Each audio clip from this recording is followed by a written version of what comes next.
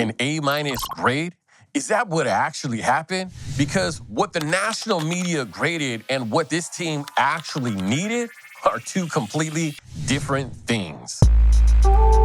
And if you don't separate those, it's not wrong. It's just grading the wrong thing. The national media is out there grading potential, while every single fan watching the game is grading results and positional needs.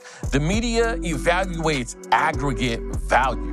But the 49ers operate utilizing an internal philosophy that effectively ignores the external concept of draft capital over expectation. Over the past 4 seasons, they've ranked in the bottom 5 draft cap over expectations every single year, sitting at 32nd overall right now. Rather than drafting based on best player available, which, let's be honest, that's pretty much what every fan wanted to happen, or consensus ranking, this organization focuses on securing specific physical traits to address specific schematic needs. This entrenched philosophy prioritizes fixing the challenges encountered in the previous season over traditional value.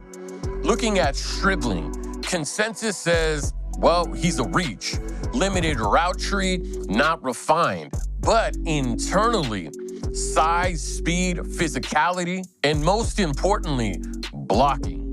Elite perimeter blocking. And I think we all know that in Kyle Shanahan's system, that's a priority. That matters in this system. The run game depends on receivers setting the edge. And they just let go of Jawan Jennings, who was a great blocker. So they didn't replace a receiver, they replaced a function. That's why the pick makes sense to them. Same thing with Kalen Black. External boards hate it. Low ranking, limited third down value, but that's not what they drafted him for. One cut runner, physical, fits the scheme. They're not asking him to catch passes. They're asking him to take hits for Christian McCaffrey. That's the role. Because if McCaffrey breaks, well, then the offense breaks with him. That's the real calculation here. Elite production, elite blocking. They're building around that identity. Physical edges, blocking on the parameter, control at the line. But the offense isn't the only issue.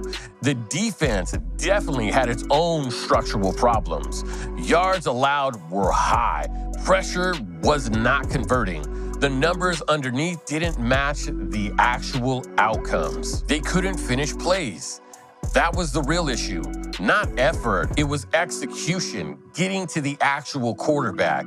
Low sack totals, minimal impact from the front. The scheme wasn't generating results. So now there's a shift, a new coordinator, a new philosophy.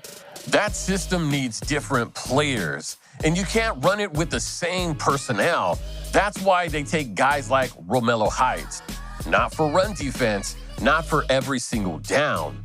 They drafted him to rush the passer. That's it. That's the job. High pass rush grade, explosive traits. He fits a very specific role in a very specific package. The same shows up across the rest of the draft. Specialists, role players, scheme fits. They're not building depth charts, they're building solutions. Even the late picks that follow that logic. Blocking linemen, length at corner, interior disruption. Everything ties back to fixing what did not work last season. They add depth at safety. They bring in interior pressure through trades. Every move points back to the same problems. So when you zoom out, none of this is random. None of it is careless. Every reach is tied to something that failed during the season. That's the disconnect. The media is grading in a vacuum. But football just doesn't exist in a vacuum. It exists inside a system with real constraints. The 49ers aren't chasing consensus obviously. They're trying to keep the window open. They're replacing lost roles, reducing risk, adding specific traits they didn't have. So when you look at that A minus again, understand what it actually represents. It's not wrong. It's just evaluating a version of this team that no longer exists. The question is this: did the 49ers reach for talent, or did they just draft exactly what they need to survive?